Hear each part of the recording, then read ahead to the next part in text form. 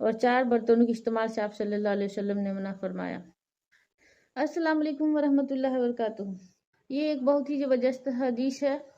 حلال اور حرام پہ ہے۔ جو حرام چیزوں سے بچتے ہیں اور جو حرام چیزیں نہیں ہیں جس پہ شبہ ہے یہ حرام ہے یا حلال ہے، ان چیزوں سے بچتے ہیں، ان کے لیے کیا حکم ہے۔ صحیح بخاری حدیث نمبر 52 میں آتا ہے ایمان کا بیان۔ ہم سے ابو نعیم نے بیان کیا، کہا ہم سے زکریا نے، انہوں نے عامر سے کہا میں نے نعمان بن بشیر سے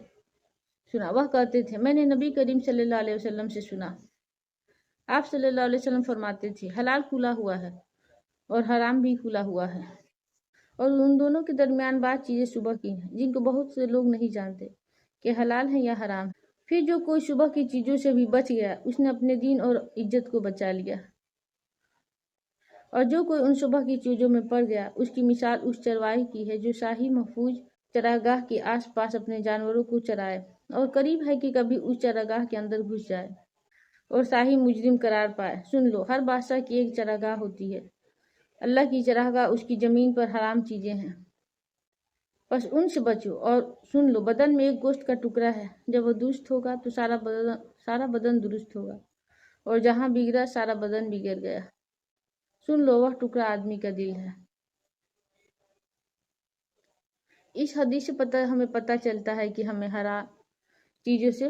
بچنی چاہیے، اور ہم سب مسلمان، ہم سارے جو ایمان لائے ہیں، جو اسلام میں داخل ہیں، جو مسلمان ہیں، وہ تو حرام چیزوں سے بچتے ہیں، لیکن جو شک کی چیزیں ہیں، شبہ کی چیزیں ہیں جس میں شک ہے کہ پتہ نہیں حرام ہے یا حلال ہے، اگر ہم ان چیزوں سے بھی بچیں تو یہ ہمارے لیے عزت کی بات ہے، ہمارے اس سے مرتبہ بڑا ہوگا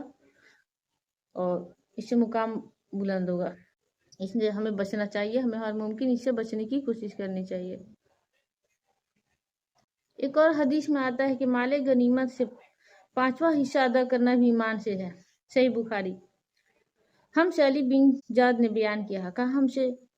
ہم کو شعبہ نے خبر دی، انہوں نے پھر ابو حمزہ سے نقل کیا کہ اب میں عبداللہ بن عباس رضی اللہ عنہ کے پاس بیٹھا کرتا تھا، وہ مجھ کو خاص اپنے تخت پر بیٹھاتے، ایک دفعہ کہنے لگے کہ تم میرے پاس مستقل طور پر رہ جاؤ،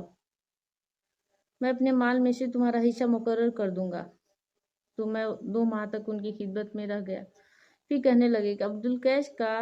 وفد جب نبی کریم صلی اللہ علیہ وسلم کے پاس آیا تو آپ صلی اللہ علیہ وسلم نے پوچھا یہ کون ہے،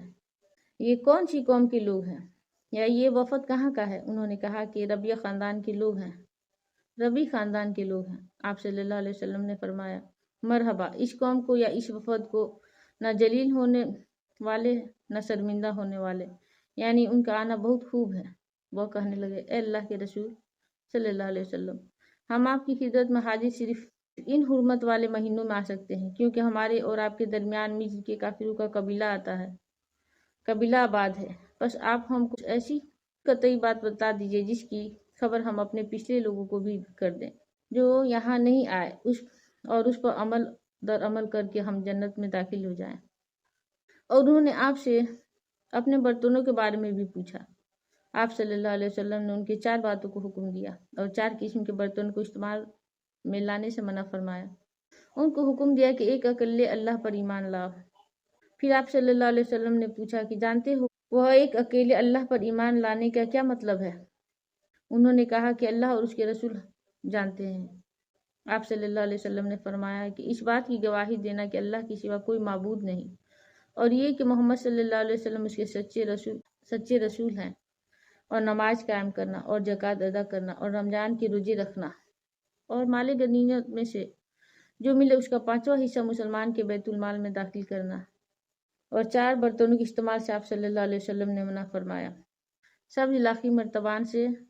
اور کدو کے بنائے ہوئے برتن سے اور روغنی برتن سے، اور فرمایا کہ ان باتوں کو حفظ کر لو اور ان لوگوں کو بھی بتلا دینا کہ جو تم سے پیچھے ہیں اور یہاں نہیں آئے ہیں، اور ان کو بتلا دینا کہ جو تم سے پیچھے اور یہاں نہیں آئے ہیں۔ نبی صلی اللہ علیہ وسلم نے 4 برتنوں کو استعمال سے منع فرمایا، سبز لاخی مرتبان سے، کدو کے بنائے ہوئے برتن سے، لکڑی کے کھودے ہوئے برتن سے اور روغنی برتن سے، فرمایا کہ ان باتوں کو حفظ کر لو اور ان لوگوں کو بھی بتا دینا جو تم سے پیچھے ہیں اور جو یہاں نہیں آئے ہیں۔